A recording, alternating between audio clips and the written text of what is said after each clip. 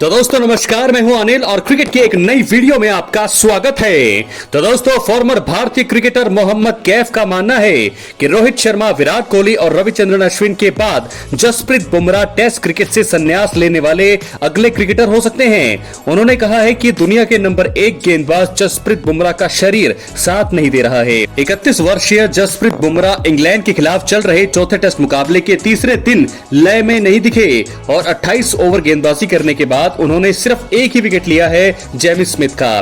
कैफ ने अपने social media handle से एक वीडियो पोस्ट किया और बुमराह की फिटनेस पर बात करी। उन्होंने कहा, मुझे लगता है कि जसप्रीत बुमराह आगामी टेस्ट मैचों में खेलते हुए नहीं दिखेंगे और ये भी संभव है कि वो संन्यास ले लें।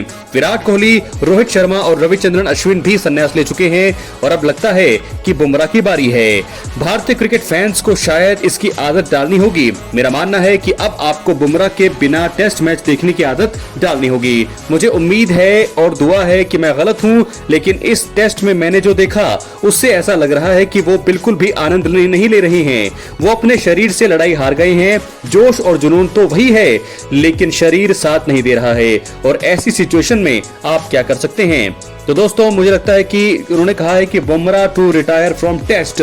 मुझे ऐसा लगता है कि ये उनकी एक सोच है। ऐसा हो सकता है वो ये भी चाहते हैं, कि ये भी दुआ करते हैं कि ऐसा ना हो, लेकिन जिस प्रकार उन्होंने देखा है बुमराह को उस प्रकार से लगता है कि बिल्कुल ऐसा ही हो सकता है। तो Bumrah to retire from test. Rohit Sharma के संन्यास के बाद भारतीय थिंक टैंक की कप्तानी के लिए पहली पसंद बुमराह थे, लेकिन उन्होंने अपने कार्यभार को प्रबंधित करने के लिए इस पद के लिए नहीं कहा। बुमराह ने एक इंटरव्यू में कहा था, हाँ बीसीसीआई टीम के नेतृत्व के लिए मुझे चाहते थे, लेकिन फिर मुझे मना करना पड़ा। यह टीम के लिए भी उचित नहीं है कि 5 टेस्ट मैचों की श्रृंखला में कोई 3 मैचों में और कोई 2 मैचों में कप्तानी करे।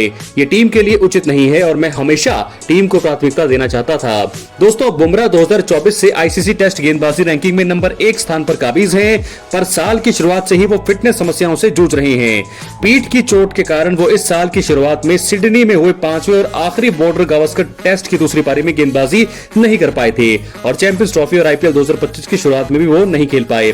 तब से भारत का ये तेज गेंदबाज अपने कार्यभार को लेकर काफी एक्टिव रहा है और उन्होंने इंग्लैंड के मौजूदा दौरे पर केवल 3 टेस्ट खेलने का विकल्प चुना है।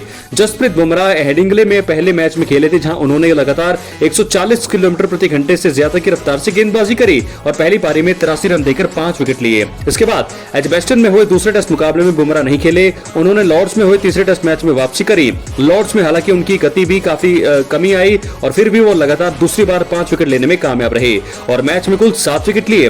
पर ओल्ड ट्रैफर्ड में चल रहे चौथे टेस्ट मुकाबले में चिंता और बढ़ गई है। बुमराह ज्यादातर 130-135 किलोमीटर प्रति घंटे की रफ्तार से गेंदबाजी कर रहे हैं और बहुत कम ही 140 किलोमीटर प्रति घंटे का आंकड़ा पार कर पा रही हैं।